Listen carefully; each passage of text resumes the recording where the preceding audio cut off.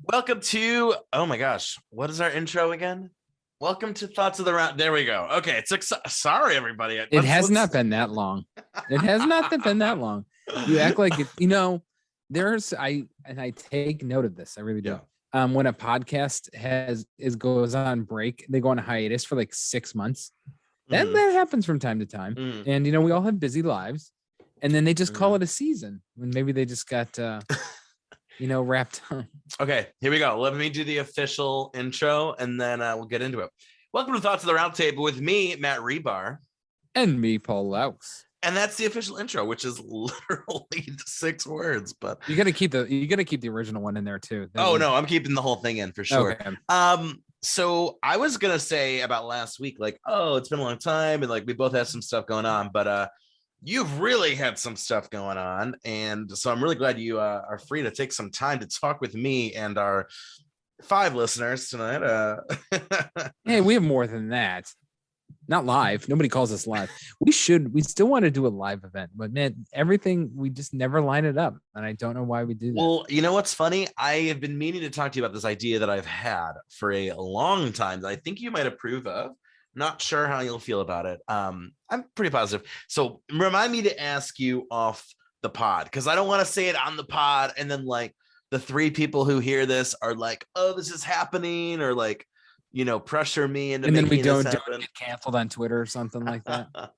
Yeah, can you imagine? Can I say something? I got to interrupt you though, because it's driving me nuts.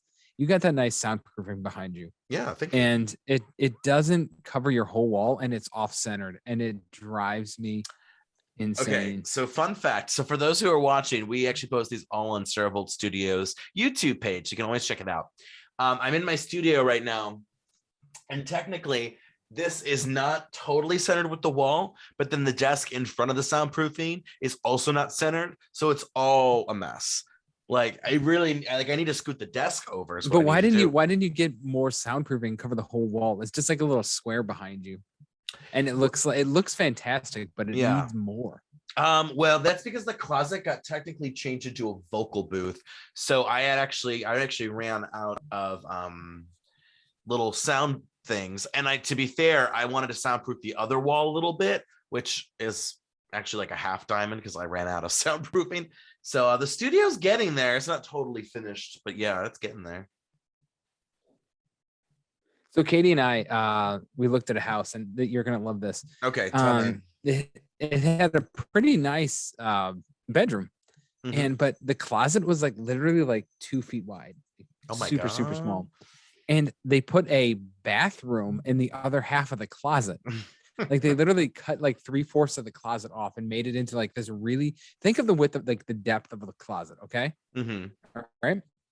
And put a toilet, your knees are touching. And for a dude, when he's pooping, your knees can't be touching like that. Yeah. I don't know whose idea it was but they're like, yeah, just take the bathroom out. Like, do you know how hard? Sometimes these realtors crack me up. They're like, just take the bathroom out. Like, I'm not, Chip and Joanna from HGTV. They smashed it out in 3 days. It's gone. It's not my reality, but I don't know. I just wanted to go off on a tangent there for a second. No, I always think it's interesting when and you see this on shows where they're going to sacrifice closet space for the bathroom or sacrifice a bathroom for closet space. And I'm like, I don't know. I just feel like you can't do better than that. Like, can't you, I don't know, I wouldn't turn a bathroom into a closet. Like, there's no other closets or like a dresser, right? I don't know. You know about those HGTV shows, specifically the Chip and Joanna one, but also mostly that one, and House Hunters too, I believe. But House Hunters, the people actually already have the home picked and they have an offering that's been accepted. That's how you get on that. So the other 2 homes that they show are sometimes literally like their friends' homes that they just add in. Like the homes aren't even for sale. They just kind of like it's like, hey, I need a house to film. Can I borrow your? So that the magic's kind of gone. They're not picking between the house. They've already picked the house. But specifically with the Chip and Joanna show, I forgot what that's called. Raising Gains, when they build their house and everything, and you know how it has all. Yeah. You know how it has all the furniture, like all the decor and everything, like almost furnished? You don't get any of that. No, you never do.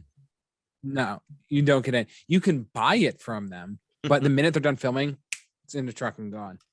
Yeah, it's interesting. And to some of think those about. things, are like those tables are like $14,000 for some Ah! unknown reason, because it's made from like Mystery Hickory or whatever. I don't know. Mystery Hickory sounds like a Mystery, detective, not like young adult detective novel or something. Mystery Hickory, man. Oh, that does. I made a brilliant podcast idea right there. Mystery Hickory. I'm writing this down because I think worst comes to worst, this is the name of the episode. Mystery Hickory. Is it If mystery you like mystery, or is it mystery like I'm thinking Mr. E? Like I don't know, Mr. E Hickory. No, it's Mr. E Hickory. Mr. E Mr. Hickory. period There we E go. Okay, just Hickory. want to confirm the Mr. spelling. E Hickory. That's so good. I gotta. So I've been. This is totally off tangent, but I just gotta bring it. I've been watching a lot Very of on brand for us. those. Though I've been watching for some reason a lot of like documentaries about how to live in prison. Don't get me why. Don't get me why. Trying It to just say something like, are you currently living in prison? Or... I actually asked my wife. One time. I was like, if I were to go to jail, what would you think it would be for? Ooh. And her answer was, you got too drunk at Applebee's. And got Oh, disorderly. Katie coming through. That's good. I was thinking something like you were like you know how they always have like the person who didn't know they were doing the crime, like they were kind of like bamboozled or whatever. Like you do your taxes and you get like $78,000 back. Yeah, or like you join a cult, but like by accident, you're not like in charge, but you get put to jail for it. Like you're like, I didn't mean to do it, or like like those like white collar crimes. There's like you get somehow caught up in like an illegal signatures. MLM scheme. Yes, something like that. Like where you're like, I'm innocent, and it's like, oh, he is innocent. Apparently, I would just get too disorderly at Applebee's. But anyways, so a lot of these. Well, by the way, I was watching these documentaries with a couple of the inmates, and a couple of the guys. One guy, it was a huge dude, and he had the tats and everything, the no sleeves and everything. And he's like, you don't understand. He goes, I'm a pretty tough dude, and the guy had spent like 15 years in prison. He goes, I'm a pretty tough dude. He goes, the female inmates terrify me. Oh yeah. He goes, they are horrifying. And so then they were talking to one, and it was this big, like just like old white lady, just so you wouldn't think anything of it. And they're like, what would in here? And she goes, well, they call me cornbread. And they're like, why do they call you cornbread? She goes, well, I shot my husband in the face when he was eating cornbread. I'm like, oh my That's God. really funny though. I'm sorry. Like, I mean, it's bad, but it's funny that that's her nickname. It's like a reminder. And she did not care. Did not care. Yeah. I mean, one of my favorite shows of all time is Wentworth, and it's an Australian drama about a female prison. And I'm telling you, man, it's just the storylines are better. Like, I don't know, men in prison are like, I'm murdered. And like women in prison, it's like all, it's just feels deeper than that. So apparently what they used to do in the female prison is they would microwave Snickers bars and melt them and then throw them on each other's faces, like boiling Snickers. So then it would like melt the skin off their face. Wow. Isn't that crazy? But anyways, the ending of this is a lot of them had aliases, like fake names. What would your fake name be? Like, do you have like a just a name in your head like that you would use? Well, I have a stripper name. What is? I mean, that doesn't really count. But what is my stripper name's Tasty Delight?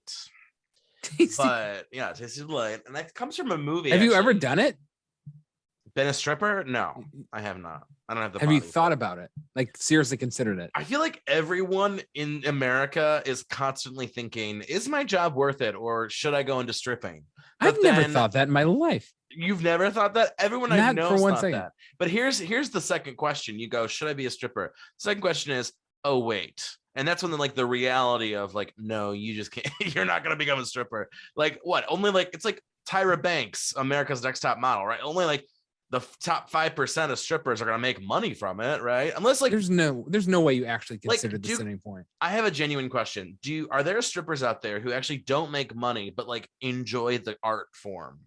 I thought you could make quite a bit of money doing it. Oh no, you make bank. Like you can make like 6 figures for sure. But like my point is like, I don't know, like are there people out there dancing Monday, Tuesday, Wednesday shifts because they love stripping even though they don't make money from it? Oh, you mean they do it more for the art form than the money? Yeah. Like are there strippers out there who like don't make money and do it. Like, because they're like, this is where I need to be. I'm sure there is. It's like starving artistry, but like, But what but would be your sexy. fake name if you did Right, have fake to go name. on the run? What would it be? Well, I had a pen name for a while called Eapen, which was kind of like, it was interesting because it was like I liked I and A, the way those sound together, but then Eapen's like kind of like I am pen a little bit. So it's like, but then it kind of sounds like that architecturist. What's the EI pen or anywho? Ooh, what would my alias be? Well, I have all my alter egos. I feel like the one alter ego I use the most would be Honeysuckle Ginseng. No, you're not getting what you need. Honeysuckle, darling. You're not gonna. No, you're not. I'm talking about like you have to go on the run for something. You're not gonna I like can get go a the fake run as ID and be Honeysuckle. honeysuckle ginseng. No one is. Mr. Ginseng. Mr. Ginseng. If I was a police officer and I pulled someone over and their ID said honeysuckle ginseng, I would immediately arrest you on the spot. Just if we were in Portland and someone pulled over Honeysuckle Ginseng, it'd be another Tuesday in Portland. No, or like I would Chicago or New York or LA. Cleveland, it might be a little suspicious. It would click in my head instantly if I saw honeysuckle ginseng. Like, this guy's doing something illegal. There's something not right. I'm just thinking of like, Mr. Ginseng, please report to the front lounge, Mr. Ginseng, a honeysuckle ginseng. Oh my god! See, mine was like Morgan Clark or something stupid like that. See, that's like the dichotomy of it. Can you imagine if we had to go, like we did something, had to go on the run, and I'm Morgan and you're Honeysuckle? Like, it sounds like a Fox drama that's going to be canceled after one season. Coming this fall, Honeysuckle and Morgan. Let's keep going down this path. Okay. I don't know why I'm having fun with this one. If you committed a crime, or at least say you didn't, but you're being accused of one. Okay. It's not even something violent, something monetary, some tax. First of all, I don't think I could ever be accused for a false crime because I am so busy. I have like a constant alibi. Anywho, back to you. So you're on the run. Okay. Where do you go? I feel like someplace where like the American dollar really lasts a while, right? Like, don't I just kind of like take all my money? Just boom. Like, I don't know. What's a place that like an American dollar is in their currency, like a couple grand? Oh, you're leaving the country, right? Wouldn't you want? I mean, no, I can't. Okay. No, you can go anywhere. I'm saying no. This is you can do whatever you want. But you know where I'm gonna go? Atlanta. Is Atlanta a good place to go when you're on the run? You don't understand the depths of these shows I watched, and one of them was I Almost Got Away with It. All right, I thought about this kind of thing. Wait, what could I Almost Got Away with It be about, Paul? The one thing a lot of people have said, okay, they said if you're running from, the police, if you're running from law enforcement, for whatever, you're a fugitive for whatever reason, you never go to desolate, low populated areas. You go to the opposite. You go to the high populated areas. Oh yeah, that's for sure. Because the thing is, you'll stick out like a sore thumb in the low populated. But if you go to a huge city like Atlanta, you're just lost. You're lost in the shuffle, and no one will ever find you. Yeah, but like when you want to go to a bigger city than Atlanta, like an LA, New York, Chicago situation. I don't want to go to LA, and I don't want to go to New York. So I go to Atlanta. So Atlanta. Okay, just want to confirm. No, that's a good point. I mean, I was thinking get out of the country, but yeah, I mean, if I had to leave the country, if I was running I would probably go to Australia. Okay. Mostly because I knew I'd probably be caught eventually, and at least I'd get to see a cool place. It's interesting that you said this whole thing about moving to cities, because like that Netflix show, he moves from New York to LA to San Fran. So it's like, yeah, big cities. It's easier to get lost in them. That's for sure. Oh my God, I keep saying that's for sure. I always say it. I gotta stop saying it. Ugh. I was reading this thing about this guy who he was a fugitive. It was back in I think the 80s, maybe late 70s. And he was a fugitive, and he ran all the way to like northern Alaska, like middle of nowhere, and lived in the woods. And he was gone for like 20 some years. And out of nowhere one day, when he was like literally like his mid 80s or something like that, he showed up at the FBI office in like LA or something and turned himself in. And he goes, "You guys are never gonna find me. I was just getting bored up there." He goes, "I'm about to die soon anyway." He goes, "I just thought I'd let you have this." And he like turned himself in. He goes, "I won. You guys were never gonna find me." Mhm. Interesting. I mean, why not, right? No. What other Thinking questions about do you that, have didn't about? Ted Bundy escape jail like 3 times? Yeah, it must have been really easy back then. Like they were like you could probably like I don't know like how do you escape from jail? You probably just like manage to get out of your cell, and then maybe do you change clothes? Do you just kind of like roll on out of there? It probably depends. Like it's probably obviously difficult to get out of like a maximum security, but I wonder if you can kind of squeak out of a minimum pretty easy. What about like a moderate? Is there like a moderate prison? There's a medium. A medium? Yeah. Medium security? Oh. There's low / camps, and then there's medium, high, and then like old like the supermax. The like Guantanamo situation. Yeah. Like I think we only have one, and it's that ADX in Colorado. ADX. Why do I not know about this prison? And that's where like the Boston bomber is. A couple 9/11 people are there. ADX. Yeah, it's like a Lawrence? supermax. Okay. Oh, that cartel leader is there. Here we go. It was open in 94. It's classified as a supermax. Told you. Oh, wait. So let's see how many. Do you want to see how many supermaxes there are in the United States? Yeah, I'm curious. That's the only one I know. There's only one remaining. ADX Florence. Am I good or what? Wow. I guess Alcatraz was considered one, and then they've downgraded, I guess, a lot of them. The Ohio State Penitentiary, I guess, used to be a supermax, but now it's not, I guess. Interesting. Really? Yeah, interesting. So yeah, why have I not heard of this? Because why would you? I don't know why I don't know. There's 343 inmates confined 23 hours per day. With facilities made to deter self-harm. They're under 24-hour supervision, carried out intensively. Oh, wow. This is fascinating to me.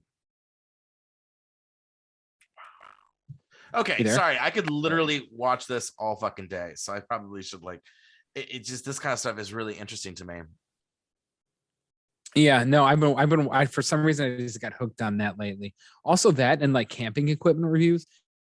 I see my history of my recent videos. You would be astonished about just the weird stuff I watch, honestly. Yeah. I wonder if that's, do you think it's in Colorado simply because like you're really zoned in on this? I can see you're barely answering. Okay, do you think it's located in Colorado simply because like if it's on the coast, like the escape might be easier? So if they have in the middle of like Colorado, in the middle kind of nowhere, it's like harder to escape. Do you think that's kind of the deal? I mean, I'm sure location's part of it. Like why Colorado? I mean, how do you get out of the Rockies? Well, you're probably chalk in the middle of the mountains. How are you gonna go when you get to get out? Climb exactly. That's what I'm thinking. I like the way you said that. It was almost kind of like one of those like Netflix comedies where it's like, how the hell are you gonna get out of the Rockies, girl? And it's like 2 friends lost in the Rockies. Like, and all of a sudden there's a montage of them getting just out of the Rockies. Oh my god, it's like a relationship. Do you think you would live in prison for? Do you think you would survive in prison for a while? Okay, I have 2 theories on prison and me. Either I would be like unable to do it, whether take that as you wish, or I become like a high-ranking official in the gang. I could see the latter. I'm not gonna lie, because I have like ideas and like communication skills. So I feel like I'd be like the person. They'd be like, "How do we go about selling this crack?" And and I'd be like, I have a marketing plan. I got a marketing plan. But you know what I think about that? Is I see something in your brain. You're right back there. No, I'm not. Just the idea, like crack. How? I mean, just imagine like I don't know if I want to do this crack, and then you come across some marketing material where it's like, feel good, feel jazzy, you would energetic. hand out. You'd be the kind of guy who'd hand out flyers for it or something. Oh my god! But they would literally raid my bunk, and I wouldn't have it on me. But they'd be like, "Dude, you have to start marketing this stuff." Like, I'd be like, "But that's how you survive in prison. Well, you gotta market crack or sell it or whatever, right?" Here's the thing. I think deep down in your head, there's a switch, okay? Yeah. Where you could be horribly ruthless to people if you wanted to be. I feel like you could do that. I don't think let's be honest. Personally, I know what happened to me. I would get killed the first weekend I was there, guaranteed. I'd do something stupid, Yeah. whatever. I wouldn't last long. I feel like you could be that ruthless guy that everybody was afraid of, and just like get dudes to Yeah, I just think I kind of have attack crazy. I'm somebody. a little crazy, right? I'm a little crazy, so it could work. I could work. I gotta Um, be honest. For being away for 2 months, this is really funny return. We've made a comeback. how did we go to? I mean, basically, the episode is about can you live in prison? So I love how we started this episode. I'll spill this kind of pre-production, and Paul's like, let's not talk about socio-political. Let's not talk about social justice. And here we are talking about prison. I can't even. yeah, but we're not talking about like we should, I guess, be talking about prison reform. We're just talking about would you live Yeah. there? Would you live You there? know, we found out that you could market crack somehow. Yeah. I guess I would be afraid too. Oh no, I can't say this. Oh my god, you can tell I'm tipsy because I'm about to like say stuff. What are you that drinking? I thought that was a Red Bull. No, this is it's paper or so I went to Pittsburgh a couple weekends ago and I took a 4-pack of this home. It's 11th Hour Brewing and it's Paper Birds. It's a fruited sour ale with raspberry, prickly pear, tangerine, blueberry, and lemon. Excuse me. Oh my god, I'm burping everywhere. And oh my god. Oh my god. And Dude, that sounded moist. Anywho, it's really good. It kind of tastes like like a sherbet sour or something. So I really love it. Yeah, back to you. Back to you. That's all I got. Yeah. Wow. That answers that mystery, Hickory. Oh man, Mystery Hickory. Mr. E. Hickory. Hey, real quick, I did pull an advice article. If you have time, we can talk about this one. It's kind of funny. Yeah, let's go through it real quick. Okay. My grandparents owned a 4-bedroom lake house with about an acre of land about 25 years ago. Through the years, they hosted many family events and people visited often to get a free getaway. Did you say something? I think you cut off on my end. No, I'm good. Oh, you just burped. Okay. Last year, my grandparents wanted to move into a nice old folks home that's basically a resort. So to do that and finance the rest of their years, they sold their main condo and put this up for sale. I bought the lake house at what was a fair rate at the time. It has since gone up in value about 25%. I just finished renovations and I listed it as an Airbnb. I got a lot of requests from family to visit and I said, no, it's being renovated and it's going to be an income stream and not a family vacation home. He got some pushback, but he held firm. My cousin got engaged and wants a May 2022 wedding on a specific day that has significance to them that will be over Memorial Day weekend. My cousin Jean called me and asked if they could have it at the lake house since there's a lot of land and they both were there, blah, blah. I told her I was anticipating renting it out and that she can have first dibs on the days needed and sent her the link to reserve it. But then she realized this would cost her close to $6,000 plus deposits and service fees. So really like $8,000. And she flipped out saying, this is a family event and a family house, so I shouldn't charge. She then said it would be like my wedding gift. I told her, Jean, my wedding was 3 years ago and you got me a set of knives, which I do like. It's not really fair to say I should give you basically $6,000. Jean flipped, called me greedy and terrible. And then my parents, aunt and uncle, and one sister said I've been greedy. My brother, who helped with the renovations, is on my side. And my grandparents said that they'd love to see a wedding there, but they sold the house with no conditions and they won't pressure him. I've been getting a lot of flack from a couple people in the family. What do you think about this? Discounted rate, not free, but give him a discount. Yeah. See, that was my initial thought too, was like, okay, if you normally post it for $6,000 to $8,000, why can't you just, I don't know, like 4 or 5? The half funniest I would line. Get half it. Well, this is the funniest line though to me was when she goes, she's like, oh, it'll be your wedding gift. Give me the house for free. And the person who owns the house was like, well, 3 years ago at my wedding, you gave me a set of knives. So it's not really fair to say that I should give you $6,000. Okay, there's a little bit more deep-seated stuff than I had known. That's personally what I would do. I would half it. So yeah, because I feel like this idea, it's in his name, so it's not a family house. I hate that idea of like, well, you bought the family house. Whose name is it in? It's their house. It's not the family house. Now, that being said, I love my parents. If my parents came over, for sure. But, if like, I don't know, if my dad came over and wanted to crash in the living room for a week, I'd be like, no. So Also, I get that. there are no obligations with family in that kind of thing. But especially if we're already estranged a little bit. But in my situation, do half off. You're good to go. Yeah, or at least something, like even pretend to care. I think he put in the edit something like what it costs, like the mortgage or something. But like, I don't know, like it's a week out of the month. Like, yeah, I think you could get away with like 3-4K. You'll be fine.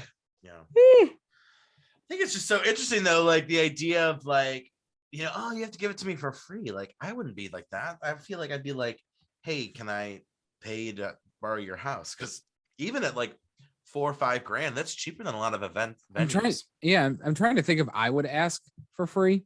And I don't think I would ever ask for free, but maybe I would ask for a little bit off. Yeah. So I'm trying to think where I would come from personally, what I would do. And I might not ask for anything at all. It feels kind of weird, but anyhow, there's your advice of the day, of the week, whatever it is.